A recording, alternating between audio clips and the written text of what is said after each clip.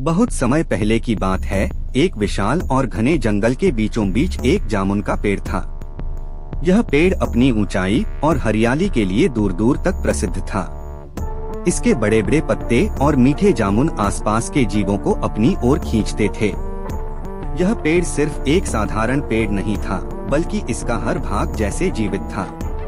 पेड़ पर तरह तरह के पक्षी बसेरा करते और इसकी शाखाओं पर गिलहरियां उछल-कूद मचाती। इस पेड़ पर एक बंदर रहता था जिसका नाम राजू था। राजू बहुत चंचल, तेज और बुद्धिमान था। पेड़ उसकी पूरी दुनिया था। वह दिन भर पेड़ पर झूलता, जामुन खाता और अपनी मस्ती में मग्न रहता। जंगल के पास एक बड़ी और गहरी नदी बहती थी। यह नदी चौड़ी थी और इसके पानी में अनेकों रहस्यमय जीव रहते थे।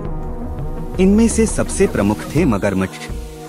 मगरमच्छ अपने डरावने रूप और ताकत के लिए प्रसिद्ध थे। नदी में एक बड़ा मगरमच्छ रहता था जिसका नाम गोलू था। गोलू बेहद ताकतवर और विशाल था। उसकी लंबाई और वजन से अन्य नदी के जीव उससे डरते थे। लेकिन गोलू के मन में डराने या मारने की इच्छा नहीं थी। वह शांत स्वभाव का था। एक दिन जब नदी में शिकार कम हो गया तो गोलू भूखा रह गया।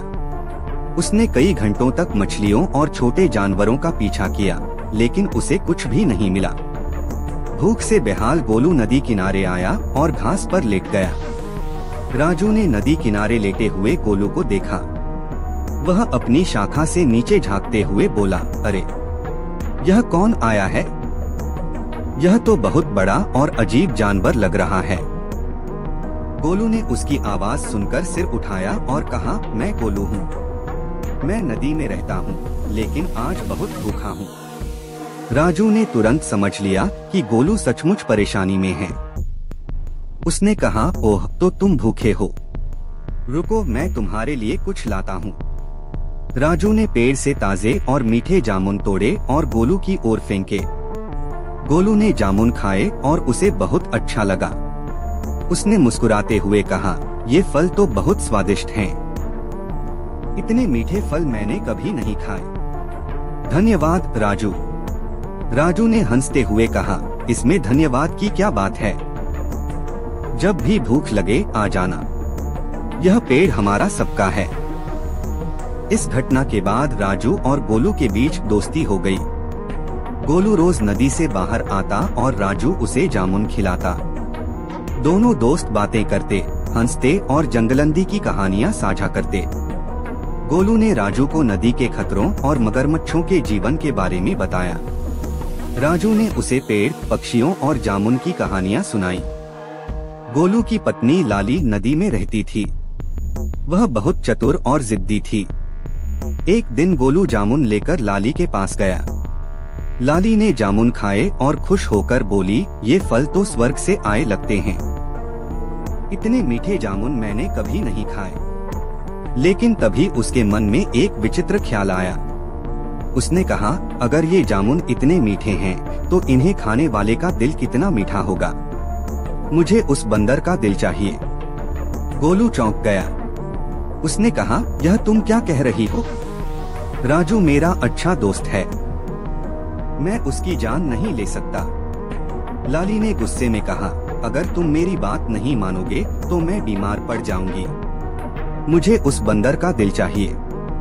गोलू अपनी पत्नी की जिद के आगे मजबूर हो गया। उसने राजू को धोखे से लाने की योजना बनाई। अगले दिन गोलू जामुन के पेड़ के पास गया और बोला, मित्र राजू, मेरी पत्नी तुम्हारे बारे में बहुत सुन चुकी है। वह तुमसे मिलना चाहती है और तुम्हारा स्वागत करना चाहती है। क्या तुम मेरे साथ नदी के उस पार चलोगे? राजू ने आश्चर्य से पूछा, मगर मैं नदी पार कैसे करूँगा? मुझे तैरना नहीं आता। गोलू ने कहा, तुम चिंता मत करो। तुम मेरी पीठ पर बैठ जाओ। मैं तुम्हें सुरक्षित नदी पार ले जाऊंगा। राजू को यह सुनकर खुशी हुई।